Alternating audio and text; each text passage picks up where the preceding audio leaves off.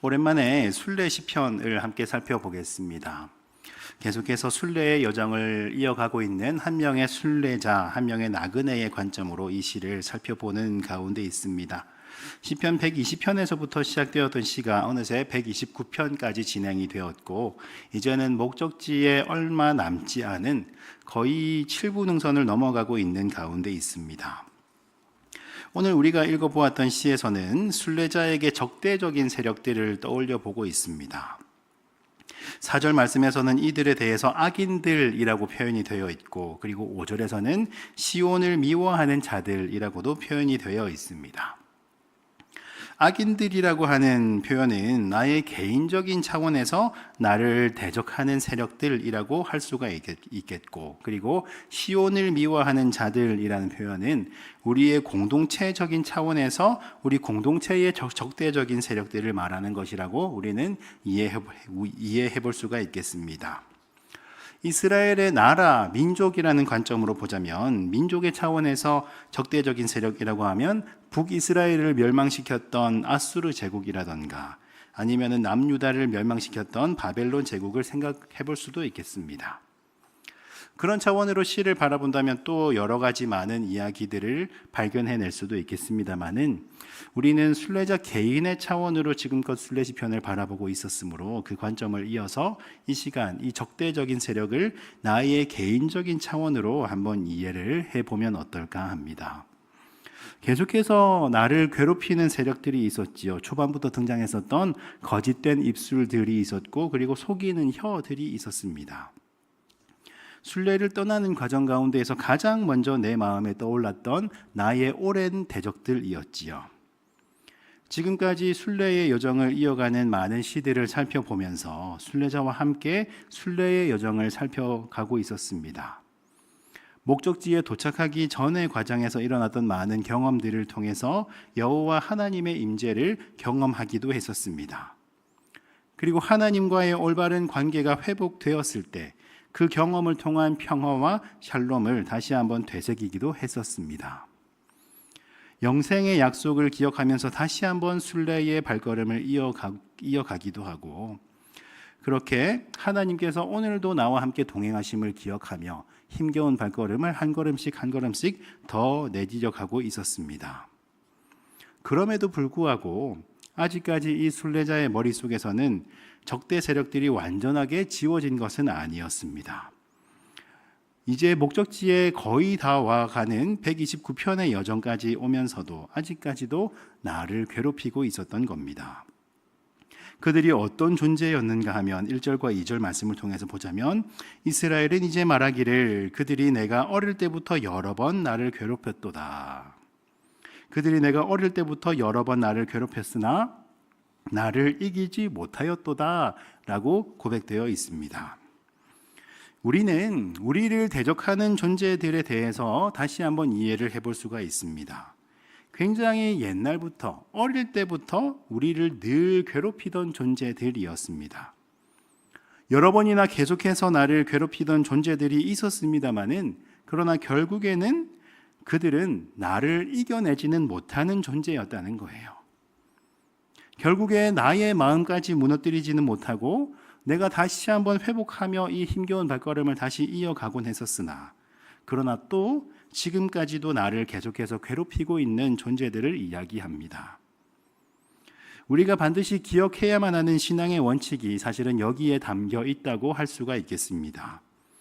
나를 수없이 괴롭히고 나를 무너뜨리려고 계속해서 나를 흔드는 존재가 있을 수도 있겠지만은 그러나 그 어떤 존재도 우리를 완전히 무너뜨리지는 못한다는 거예요. 어릴 때부터 수없이 많은 공격을 받아서 그것 때문에 지금도 나는 아파하고 있습니다마는 그러나 그것이 절대로 나를 이길 수는 없다는 것입니다. 왜 그렇습니까? 하나님께서 나를 지키고 계시기 때문이라고 순례자는 고백하고 있습니다. 순례자의 고백뿐만이 아니라 우리 모두의 고백이 될 수 있기를 바라고 소망합니다. 그래서 다시 한번 순례의 여정을 이어갈 수 있는 힘을 공급받기 시작하는 것이지요. 3절로 넘어가 보면 이 괴롭힘에 대해서 조금 더 생생한 표현들이 등장하고 있습니다. 등 뒤에 밭을 갈아서 고랑을 만든다라는 표현이 기록되어 있습니다. 고생을 해서 많이 지쳐서 굉장히 야위어 가는 사람들의 등줄기를 보신 적이 있으십니까? 등줄기에 척추뼈가 도드라져 있고 그렇게 앙상하게 메말라져 있는 모습을 밭고랑이라고 비유를 하고 있습니다. 마치 땅을 파는 것처럼 나의 등을 파왔다는 거예요. 얼마나 괴로웠겠습니까? 그러나 4절에서는 의로우신 여호와 하나님께서 그 악인들의 줄을 끊었다라는 표현이 있습니다. 나의 등에 밭을 갈았는데 그냥 손으로 호미를 들고서 밭을 가는 정도가 아니라 줄을 가지고 소의 쟁기를 이어서 내 등을 파는 것처럼 그렇게나 내가 고통스러웠던 순간이 있었음을 묘사하고 있습니다. 그런데 그렇게 쟁기를 가지고 소를 가지고 내 등을 파는 것만 같은 그런 엄청난 고통조차도 사실은 우리를 이길 수가 없었습니다. 왜 그렇습니까? 여호와 하나님께서 밭 가는 자들의 줄을 끊어버리셨던 거예요. 사실은 124편 가운데서도 이런 비슷한 경험이 묘사되고 있었습니다. 무슨 표현인가 하면 마치 사냥꾼의 올무에 묶여있는 새와 같은 신세였던 적이 있었는데 그런데 나를 얽매고 있는 그 올무를 어느샌가 하나님께서 끊어놓으셨다라는 표현이 있었습니다. 악인들이 순례자를 이기지 못했던 이유가 바로 여기에 있습니다. 내가 잘나서가 아니라 순례자가 대단한 사람이라서가 아니라 바로 여호와 하나님께서 나를 돕고 계셨기 때문에 그렇습니다. 우리에게 있는 고통이나 괴로움들은 사실 우리 스스로는 벗어날 수 없는 것들이 대부분입니다. 우리가 그것을 끌어안고 있을수록 우리 마음 깊숙이 점점 더 깊은 상처를 내고야만은 점점 깊은 고랑을 내고야만은 쟁기가 될 뿐이지요. 여기에서 순례자는 다시 한번 하나님과의 관계를 새롭게 설정해 나갑니다. 피조물인 자신의 존재를 창조주이신 여호와 하나님께 온전하게 맡겨드리는 거예요. 그때에 나에게 무슨 일이 일어납니까? 그때 비로소 올무가 끊어지고 나를 괴롭히고 있던 쟁기가 부서지며 그때 나는 진정한 자유와 평화를 맛볼 수가 있게 되는 것입니다. 그러면 하나님께 다 맡겨드린 우리는 하나님의 품 안에서 온전한 자유와 평화를 알게 되는 것이고 그때 우리를 괴롭히고 있던 대적은 어떻게 됩니까? 5절과 6절 말씀을 우리가 이어서 읽어보겠습니다. 무릇 시온을 미워하는 자들은 수치를 당하여 물러갈지어다. 그들은 지붕의 풀과 같을지어다. 그것은 자라기 전에 마르는 것이라. 아멘. 나를 지금까지 계속해서 괴롭혀왔던 나의 대적들은 그들은 수치를 당하게 되고 그리고 말라버리게 될 것이다 라고 표현되어 있습니다. 이 수치를 당한다라는 단어와 말라버린다는 단어는 히브리어 원어를 보면 굉장히 발음과 철자가 비슷한 그런 단어입니다. 수치를 당한다는 단어는 에보슈라고 발음을 하는 단어이고 그리고 말라버린다는 단어는 야베쉬라고 발음하고 있습니다. 글자 형태를 보아도 굉장히 비슷하게 생겼는데 히브리어에서 문자 형태가 비슷하게 생기고 그 발음이 유사하다는 것은 사실은 같은 단어에서 파생된 단어라는 뜻입니다. 그렇게 오랫동안 나를 괴롭혀왔던 그 대적들은 지붕의 풀과 같을 것이라는 그런 말입니다. 고대 이스라엘의 가옥 구조를 보면 이스라엘의 집에서 지붕은 갈대나 나뭇가지를 깔아두고서 그 위에 흙을 발라서 평평하게 얹어둔 공간이었습니다. 그 지붕 위에 올라가서 농작물을 말리기도 하고 그 위에 올라가서 거닐기도 하고 앉아서 이야기를 나누거나 잠을 자는 구절들도 성경에는 기록되어 있습니다. 이런 구조이기 때문에 그 흙을 조금 덜어내고 갈대나 나무가지를 조금 떼어낸다면은 지붕을 드러낼 수도 있는 구조였습니다. 그래서 복음서 말씀을 읽다 보면은 이렇게 지붕을 떼어내고 중풍병자가 누워있던 침상을 침상채로 내려버리는 그런 구절도 기록되어 있지 않습니까? 그렇게 나뭇가지를 깔고 그 위에 흙을 발라둔 형태이기 때문에 그 위에 풀이 자라기도 했었습니다. 그래서 6절에서는 지붕 위에 풀이 있었다라고 표현을 하고 있는 것이지요. 요즘에도 지붕 위에서는 빨래를 말리거나 아니면 태양열 발전 기구를 설치해 두거나 하는 용도로 굉장히 지붕은 해가 잘 들어오는 곳입니다. 우리나라에서도 그러한데, 그런데 이스라엘은 어떻겠습니까?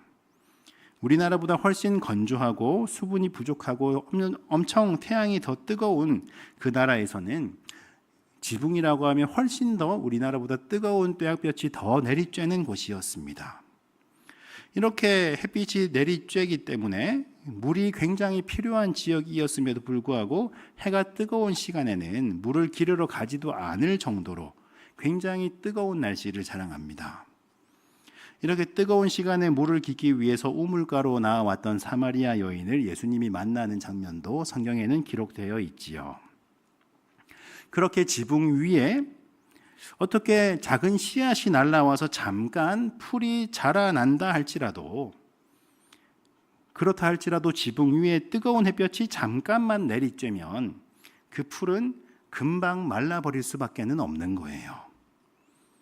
햇빛이 뜨겁게 내리쬐고 건조하고 뜨거운 바람이 살짝만 불어온다 할지라도 지붕 위에 있었던 풀들은 순식간에 다 말라 비틀어져 버립니다. 이렇게 말라버린 풀들은 어떻게 되겠습니까? 바람이 조금만 불어온다 할지라도 그곳에 더 이상 머물지 못하고 사방으로 다 흩어져 버립니다. 우리가 오늘 읽었던 본문의 표현을 사용해 보자면 수치를 당하면서 물러가 버리는 것입니다. 우리를 괴롭게 하는 대적들의 결국의 모습이 이렇게 될 것이다 라고 예고를 하고 있습니다. 순례자의 등 위에 밭을 갈면서 나의 욕심과 나의 이익을 챙기고 있었던 그런 나의 대적들, 이렇게 계속해서 어릴 때부터 지속적으로 괴롭히면 순례자는 낙심하고 무너져 버릴 것이다 라고 생각했을지도 모르겠습니다. 그러나 그들은 결국에 나를 상대로 승리를 거두는 것이 아니라 그들은 지붕 위에 메마른 풀과 같이 형편없이 말라버릴 것이다 라고 성경은 말씀하고 있습니다. 얼마나 심하게 말라버렸는가 하면은 풀을 베기 위해 지붕 위에 올라온 사람이 민망해야 할 정도로, 풀을 묶어서 거두려고 하는 사람이 황당해야 할 정도로, 그저 품에도 차지 않는 너무나 허무한 모습으로 사방으로 흩어질 뿐이다 라고 성경은 기록하고 있습니다. 거짓된 욕심으로 부정한 이익을 챙기려고 속이는 혀들, 그들은 결국에는 그 손이 형편없이 비어 있을 것이고, 계속해서 우리를 걸고 넘어뜨리려고 하는 거짓된 입술들의 최후가 바로 이처럼 비참하고 처량해질 것이다 라고 성경은 말씀하고 있습니다. 순례자는 어떻게 이렇게 확신을 할 수가 있었겠습니까? 지금껏 살아오면서 나를 도우시는 하나님의 손길을 계속해서 확인해 볼 수 있었기 때문에 그렇습니다. 이전에도 나를 도우시고 이전에도 나를 승리로 이끄셨던 하나님, 이전에도 나의 대적들을 물리쳐 주신 하나님, 그 하나님이 여전히 나와 함께 있으며 앞으로도 동일하게 하나님께서 나와 함께 하실 것을 믿기 때문에 그렇습니다. 하나님께서 나에게 주시는 평안과 샬롬을 경험해 보았기에 지금도 동일하게 확신하며 고백하고 있는 것이지요. 오늘도 삶의 여정으로 순례를 이어가고 계시는 사랑하는 성도 여러분, 여러분들께서는 지금까지 신앙생활을 해오시면서 하나님의 임재를 뜨겁게 경험해 본 경험들이 있으십니까? 하나님께서 내려주시는 온전한 평안을 경험해 본 적이 있으십니까? 평안이라는 것, 샬롬이라는 것이 무엇인가 하면 모든 것들이 있어야 할 제자리를 지키는 것이다 라는 말씀을 드렸던 기억이 납니다. 여호와께서 모든 것을 제자리로 돌려놓으심을 믿는 거예요. 빼앗긴 자들의 빼앗긴 것들이 회복되어서 제자리를 찾는 것, 그리고 빼앗은 자들의 빼앗은 것들마저도 제자리를 찾아가는 것, 이것을 바로 샬롬이라고 합니다. 부당하게 이득을 취한 많은 자들의 것이 또한 제자리를 찾아가고, 억울하게 갈취당했던 자들의 것이 본래의 자리를 찾아가는 것을 바로 샬롬이라고 표현합니다. 모든 것을 회복시키시는 여호와 하나님의 공의를 지금껏 경험하면서 순례의 길을 걸어왔었고, 그 하나님께서 여전히 동일하게 나와 함께 하심을 믿고 나아가는 것입니다. 그렇기 때문에 나를 넘어뜨리려는 세력이 계속 있어 왔습니다마는 그들은 절대로 나를 이길 수가 없었던 것입니다. 성도들을 하나님에게서 멀어지게 하려는 악한 세력들이 계속해서 지금도 흔들고 괴롭히고 있으나, 그러나 그것에 절대로 넘어지지 않게 지키고 계시는 여호와 하나님의 손길을 다시 한번 믿는 것입니다. 하나님을 부정하고 하나님을 믿는 자들을 박해하는 악한 세력들이 이 세상을 가득 뒤덮고 있는 것처럼 그렇게 느껴질 때가 사실은 종종 있습니다. 그 악한 세력을 따라가지 않으면, 세상의 메시지대로 살지 않으면 이 세상으로부터 뒤처지는 것만 같고 그렇게 망하는 것만 같은 목소리를 우리의 귀에서도 들려올 때가 있다는 것입니다. 악인들의 목소리가 점점 커지면 커질수록 그때마다 여호와 하나님의 음성은 점점 들리지 않는 것만 같습니다. 나는 정말로 우직하게 하나님의 방법으로 성도다운 모습으로 정직하게 한평생 지금껏 살아왔는데, 그런데 이제는 정말로 망하는 것일까? 머리가 땅에 닿을 것만 같아서 두 눈이 질끈 감겨질 때도 있을 줄로 압니다. 그러나 절대로 그렇지가 않다는 거예요. 이제 정말로 마지막인가 보다 하고 두 눈을 질끈 감았었는데, 그런데 두 눈을 떠보니 그렇게나 무시무시했던 수많은 문제들이 지붕의 풀과 같이 다 말라 흩어져 있었던 것입니다. 악인들이 바람에 나는 겨와 같이 흩어질 것이다 라는 시편 1편의 기록과 똑같은 모습으로 악인들은 지붕의 풀과 같이 수치를 당하며 물러가 버릴 것이다 라고 기록되어 있습니다. 꼼짝도 하지 못하게 올무가 나를 꽁꽁 묶고 있었는데, 그런데 여호와 하나님께서 그 올무를 다 끊어버리셨던 것입니다.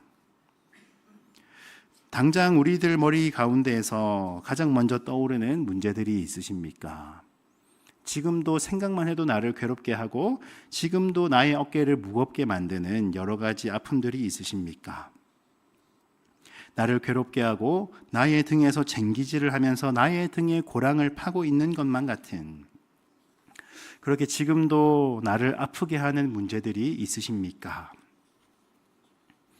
여러 가지 어려운 상황들이 계속되고 있습니다마는 하나님을 믿는 성도이기 때문에 끝까지 믿음을 지켜내려고 하고 있습니다마는 그렇게 계속해서 나를 흔들려고 하는 유혹들이 있지는 않으십니까? 어떠한 기도 제목을 가지고서 간절히 하나님께 기도하고 있는데, 그런데 점점 응답이 없는 것만 같아서 하나님을 향한 마음이 식어가고 있다던가, 또는 정말로 우리의 삶이나 우리의 생계를 위협할 것만 같은 여러 가지 대적들이 우리들 가운데에 있지는 않으십니까? 이 시간 우리가 다시 한번 기억할 수 있기를 바라고 소망합니다. 그 수많은 문제들은, 그들은 절대로 우리를 이길 수가 없습니다. 물론 우리를 괴롭게 할 수는 있겠습니다. 그러나 절대로 우리를 무너뜨릴 수는 없습니다. 왜 그렇습니까? 여호와 하나님께서 지키고 계시기 때문에 그렇습니다. 너무나 단순한 이야기입니다마는 이 단순한 말씀이 이 시간 우리 마음 가운데 들어와서 너무나 힘겨운 발걸음을 이어가고 있는 우리들에게 위로와 소망의 메시지가 될 수 있기를 간절히 기도합니다. 모든 수단을 다 동원해서 하나님은 계시지 않노라고 그렇게 유혹하고 속이는 이 세상 속을 살아가면서도 우리들은 끝까지 하나님을 향한 우리들의 마음을 잘 지켜내는 거예요. 계속해서 여러 가지 상황들은 나아질 기미가 보이지 않고, 그리고 이 땅의 모든 것들은 점점 더 악해져만 가는 것 같고, 그렇게 나의 어깨를, 우리 공동체의 어깨를 짓누르고 나의 목을 점점 조르고 있는 것만 같은 그 문제들은 여전히 존재하고 있을지도 모릅니다. 그러나 그 여러 가지 문제들, 그 수많은 대적들이 지붕의 풀과 같이 말라버리는 것을 발견하는 은혜가 우리들 가운데 있음을 믿습니다. 그들은 금방 말라버려서 다 날아가 버리고 다 물러나 버리고 풀을 벨 필요도 없이 그저 뿔뿔이 다 흩어져 버리는 거예요. 하나님께서는 이 땅의 모든 영혼들을 다 사랑하는 분이십니다. 예수님의 보혈로 구원받지 못할 영혼은 사실은 그 어디에도 없습니다. 계속해서 그분께로 마음을 돌이키라고 하나님께서는 계속해서 기회를 많이 주고 계십니다. 그러나 수많은 기회가 있었음에도 불구하고 끝까지 하나님께로 마음을 돌리지 않고 하나님을 대적하고 있는 자들을 성경에서는 악인이라고 표현을 합니다. 여기서 악인이라고 하는 표현은 어떤 살인이나 강도나 방화나 이런 범죄를 저지른 자를 말하는 것이 아닙니다. 나에게 해를 끼친 사람을 말하는 것이 아닙니다. 죄인과는 또한 구분이 되는 개념인데 사실은 우리들도 모두 동일하게 죄인들이지 않습니까? 그런데 끝까지 마음을 돌이키지 않고 회개하지 않는 자들을 향해서 하나님께서는 성경을 통해서 단호하게 말씀하고 계십니다. 8절 말씀인데요. 8절 말씀 우리가 함께 읽겠습니다. 지나가는 자들도 여호와의 복이 너희에게 있을지어다 하거나 우리가 여호와의 이름으로 너희에게 축복한다 하지 아니하느니라. 아멘. 성경을 읽다 보면 특히 시편에서는 사람을 의인과 악인으로 구분하는 경우들이 많습니다. 의인이나 악인이나 사실은 똑같은 죄인이었습니다마는 그 차이가 있지요. 나의 죄를 깨닫고 하나님께로 돌이킨 자들을 죄인이었음에도 불구하고 하나님께서는 의인이라고 칭해 주십니다. 우리의 마음이 특별히 의로워서가 아니라 하나님께서 그렇게 불러주셨던 거예요. 압도적인 하나님의 은혜로 말미암아 용서를 받은 죄인들을 의인이라고 표현합니다. 그러나 끝까지 죄인임을 인정하지 못하고 깨닫지 못하고 계속해서 하나님을 부정하는 자들을 악인이라고 합니다. 이들은 어느 누구도 여호와의 복을 빌지 못합니다. 악인들을 향해서는 함부로 여호와 하나님의 이름으로 축복하지 않습니다. 그런데 오히려 그러한 악한 자들이 세상의 복을 많이 받은 것처럼 보일 때가 분명히 있다는 거예요. 그래서 오히려 우리가 그들을 부러워하는 장면들도 사실은 많이 있을지도 모른다는 것입니다. 그러나 그들은 결국에는 여호와 하나님의 복은 받지 못합니다. 여호와께서 주시는 복이 무엇이었는가 시편 128편에서 말하는 것을 기억하는 분이 계십니까? 자식의 자식을 보는 것, 곧 장수를 의미하는 것이었습니다. 여호와께서 주신 땅에서 내 생명이 길리라 하신 그 말씀에 따라서 영원한 하나님의 나라 가운데에서 영생을 약속받는 것이 바로 여호와의 복이었습니다. 그런데 하나님을 인정하지 않는 자들은 이 영생을 약속받지 못한다는 거예요. 비록 아무리 좋은 것을 누리고 있는 것처럼 보인다 할지라도 결국에 그들이 누리는 것은 이 땅에서의 유한한 것이라는 것입니다. 그것에는 반드시 끝이 있다는 것이고 악인들이 누리고 있는 이 좋아 보이는 것들은 언젠가는 조만간 저 지붕의 풀들과 같이 말라져 버린다라는 것입니다. 우리의 대적들을 향해서 하나님은 철저한 승리를 약속하고 계십니다. 하나님께서 우리에게 하셨던 그 승리의 약속을 기억하시면서 지금도 우리 마음속에 자리 잡고 있는 우리 마음속에서 지워지기가 너무나 어려운 수많은 대적들과 여러 가지 문제들 앞에서 고개 숙이지 않고 승리할 수 있는 우리 모두가 될 수 있기를 소망합니다. 그 문제들을 가지고 우리가 끙끙 앓고 있으면서 우리가 그 무거운 짐을 지고 가려고 하면 그것은 우리에게 너무나 커다란 쟁기로 다가와서 나의 등을 갈아버릴 뿐이었습니다. 그러나 그 수많은 문제들을 하나님께 맡겨드렸을 때에 그것은 그저 금방 말라버리는 풀 한 줌에 불과한 것이었음을 우리가 다시 한번 기억할 수 있기를 바랍니다. 모든 문제들, 모든 아픔들 우리가 여호와 하나님께 다 맡겨드리고 하나님으로 인해서 승리를 거두어 가시는 저와 우리 모두가 될 수 있기를 이 시간 간절히 바라고 소망합니다.